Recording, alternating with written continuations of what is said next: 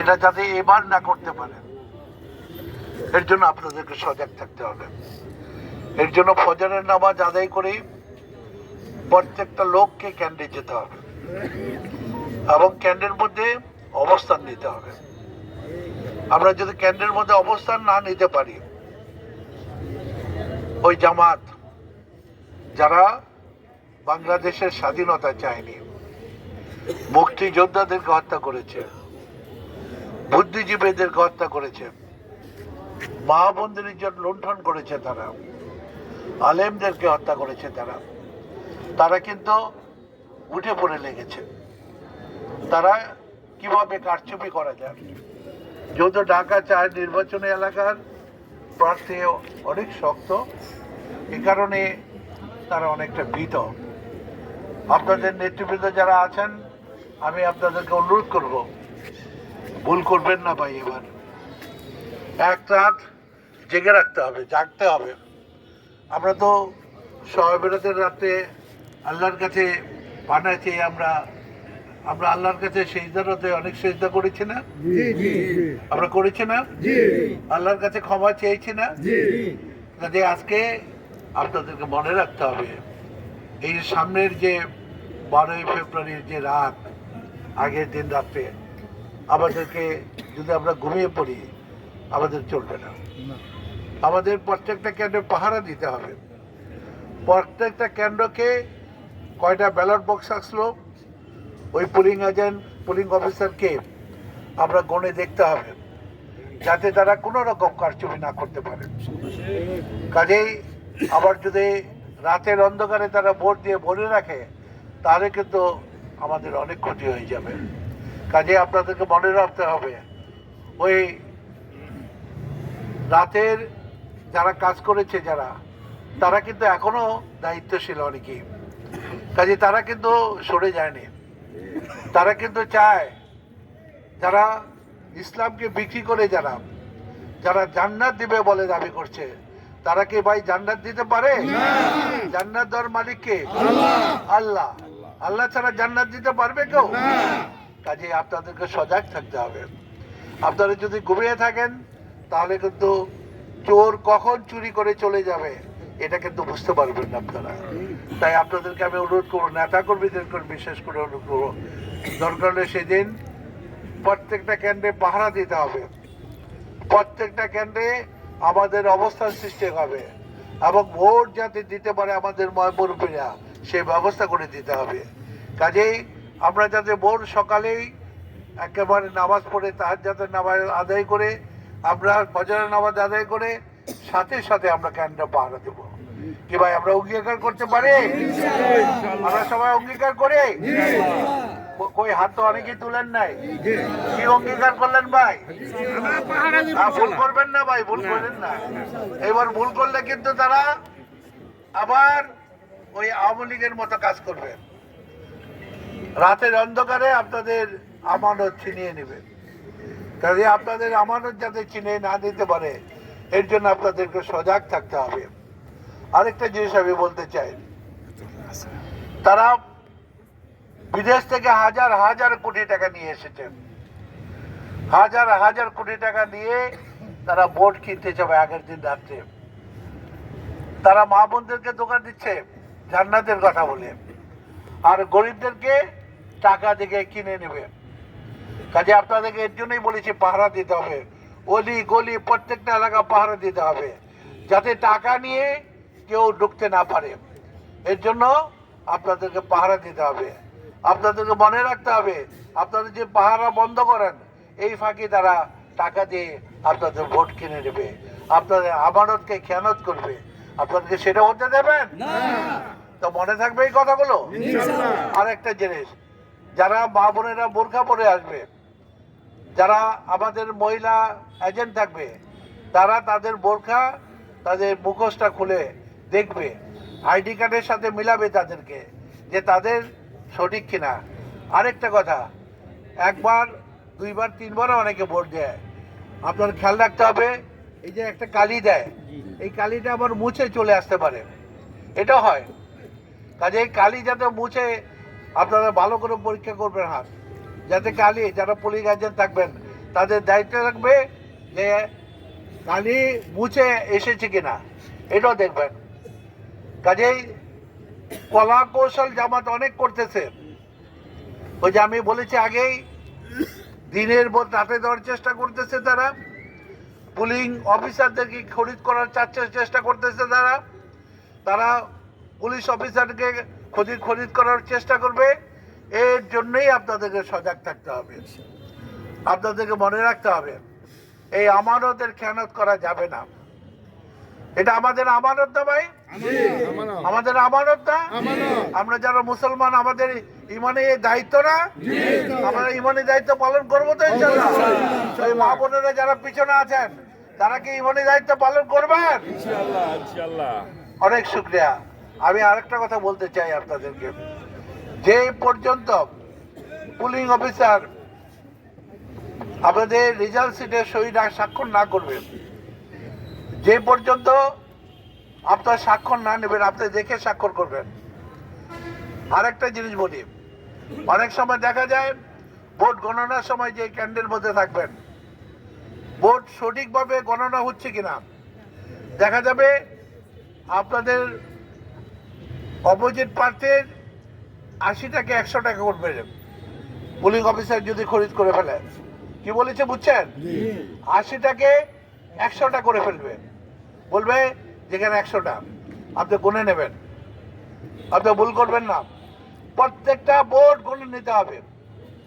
এবং আপনাদের এই নির্বাচনে 2টা ব্যালট পাবেন, 2টা ব্যালট পাবেন না, ব্যালট পেপার। হ্যাঁ, একটা হলো প্রার্থীদের ব্যালট পেপার, আরেকটা হলো হানার ব্যালট পেপার।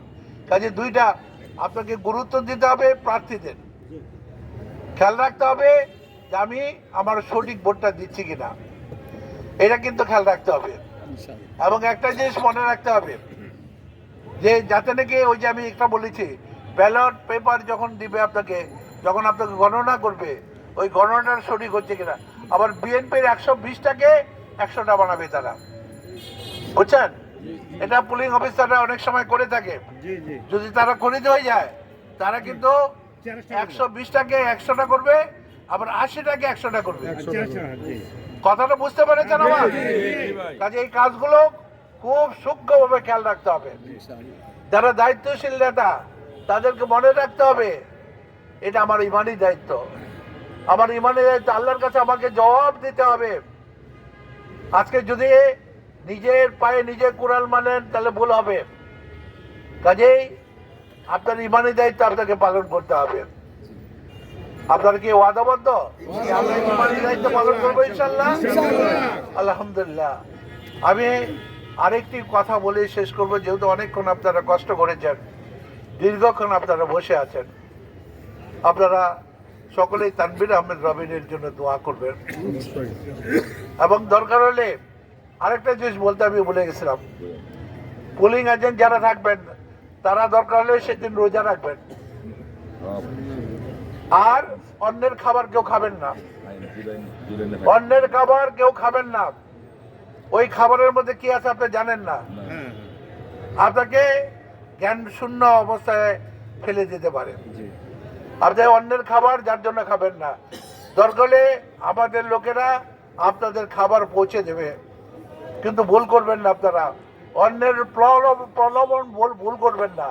তাদের বলতে পারে যে এই নেন আর টাকা নেন, এই নেন আপনি খাওয়া নেন, এরকম অনেক কিছু করতে পারে। তাদেরকে সাবধান হতে হবে। আপনাদের অনেক কলা কৌশল তারা করছে আজকে।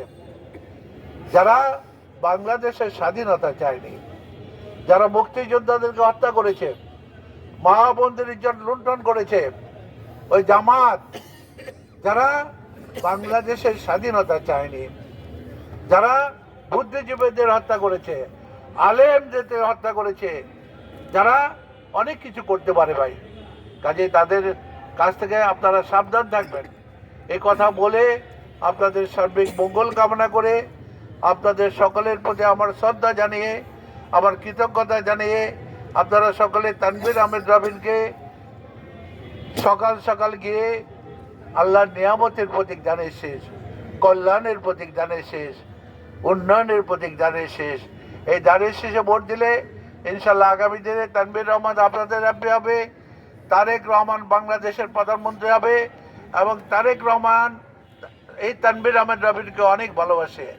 আগামীকালও এই যে জুরাইনে আমাদের নেতা তারেক রহমান সবাই আসবেন। কাজে তারেক রহমান আসলে 2টার সময় আপনাদেরকে সময় দেওয়া হয়েছে। আপনারা বিপুলভাবে ময়মুরবি সহ মা বোনেরা নেতাকর্মীরা সকলেই ওইখানে 2টার দিকে চলে যাবেন, যাতে পরিপূর্ণভাবে কানায় কানায় তারেক রহমান দেখতে পারে আপনাদেরকে। কি বলেছি বুঝেছেন? কাজেই আপনারা সেই ব্যবস্থা নেবেন। আপনাদের সকলের আবারও কৃতজ্ঞতা জানিয়ে ধন্যবাদ জানিয়ে আমি আমার বক্তব্য শেষ করছি। মানে যখন নাকি তারেক রহমানের মিটিংয়ে যাবে, যারা মুরব্বীরা বসতে পারে সেই ব্যবস্থা আপনারা করবেন। খেয়াল থাকবে মুরব্বীরা যাতে দাঁড়িয়ে না থাকে।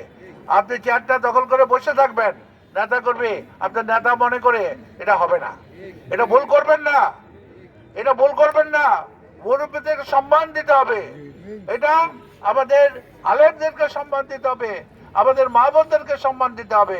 এই জিনিসগুলো মনে রাখবেন। আপনাদের সকলের প্রতি আবার কৃতজ্ঞতা জানিয়ে ধন্যবাদ জানিয়ে আমি আমার বক্তব্য শেষ করছি। আল্লাহ হাফেজ। বাংলাদেশ জিন্দাবাদ। স্বাধীনতার মহান ঘোষক যিনি সংবিধানের মধ্যে বিসমিল্লাহির রহমানির রহিম সংযোজন করে এই দেশের স্বাধীনতার জন্য যুদ্ধ করে বাংলাদেশকে স্বাধীন করেছিলেন, তার আহ্বানে সাড়া দিয়ে সেই দিন আমিও মুক্তিযুদ্ধে গিয়েছিলাম। আমার মাত্র 17 বছর বয়স ছিল। আমি ম্যাট্রিক পরীক্ষা দিয়েছিলাম, পরীক্ষা নেওয়াতে চলে গেছিলাম। কাজেই আজকে আমরা ওই শহীদ জিয়ার জন্য দোয়া করব। আমরা বেগম খালেদা জিয়া যিনি আমাদের মা ছিলেন, আমাদের 3বারের প্রধানমন্ত্রী ছিলেন। এই এলাকার যত উন্নয়ন হয়েছে আমার হাতে, সব কিছু স্কুল কলেজ রাস্তাঘাট মসজিদ মাদ্রাসা সব কিছুর মধ্যে কিন্তু তার অবদান আছে। কাজে আমরা যেটা বলে না যাই, তার জন্য দোয়া করব। আমাদের নেতা তারেক রহমানের জন্য দোয়া করব। তারেক রহমান যাতে আগামী দিনে বাংলাদেশের দায়িত্ব নিয়ে প্রধানমন্ত্রী হয়ে যাতে আপনাদের আমানতকে যথাযথ মূল্যায়ন করে আপনাদের সেবক হিসাবে সে কাজ করে। আল্লাহর কাছে এই প্রার্থনা জানিয়ে আপনাদের সকলের মঙ্গল কামনা করে, আমি যদি কোনো ভুল ত্রুটি করে থাকি, আমার জীবনে অনেকের সাথে হয়তোবা আমার আচরণে ব্যবহারে যদি কেউ কোনো কষ্ট পেয়ে থাকেন, আল্লাহর কাছে আমাকে মাফ করে দেবেন। কেননা মৃত্যু কখন চলে আসবে কেউ বলতে পারে না। আজকে আমি প্রস্তুত আছি। আল্লাহর কাছে সবসময় একটা জিনিস চেয়েছিলাম, 2টা জিনিস। একটা আল্লাহর ঘর ধরে গিলাপ ধরে ধরে কেঁদেছিলাম যে আল্লাহ তুমি আমাকে এলেম দাও। আজকে এলেম পেয়েছি আমি। এলেম আমার অনেক কোরআনের অনেক আয়াত আমার মুখস্থ এখন, আমি হ্যাফজ করেছি সব। সূরা ইয়াসিন, সূরা বাকারা, সূরা আর রহমান, সূরা ওয়াকিয়া, সূরা মুলক। আল্লাহ তাআলা আমাকে আজকে এলেম দিয়েছে।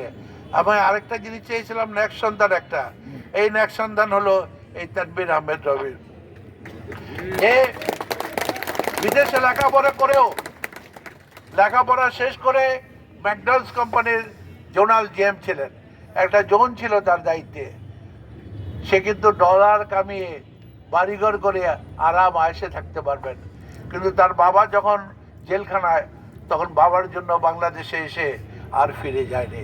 খালেদা জিয়া তাকে দায়িত্ব দিয়েছিলেন যে তুমি কাজ করো, আমি দোয়া করি, তুমি আমার ছেলেরও ছোট, আমার নাতি তুমি, তবে আমি তোমার জন্য দোয়া করি। আজকে খালেদা জিয়া তাকে দোয়া করে গিয়েছে এবং আজকে তারেক রহমান তাকে অত্যন্ত স্নেহ করে ভালোবেসে তার এই আল্লাহর নিয়ামতের প্রতীক এই দানের শেষ তার হাতে তুলে দিয়েছে। আপনারা কি দানের শেষে ভোটটা দেবেন তো ইনশাল্লাহ? আলহামদুলিল্লাহ। আপনাদের সকলকে আবারও কৃতজ্ঞতা জানিয়ে আপনাদের মঙ্গল কামনা করে, সুস্থ জীবন সুন্দর জীবন কামনা করে আজকের মতো বিদায় নিচ্ছি। আল্লাহ হাফেজ। বাংলাদেশ জিন্দাবাদ। বাংলাদেশ জাতীয়তাবাদী দল জিন্দাবাদ। শহীদ জিয়া অমর হোক, বেগম খালেদা জিয়া অমর হোক, তারুণ্যের অহংকার আগামী দিনের প্রধানমন্ত্রী তারেক রহমান জিন্দাবাদ, তানভীর আহমেদ জিন্দাবাদ, এই এলাকার জনগণ জিন্দাবাদ। আসসালামু আলাইকুম।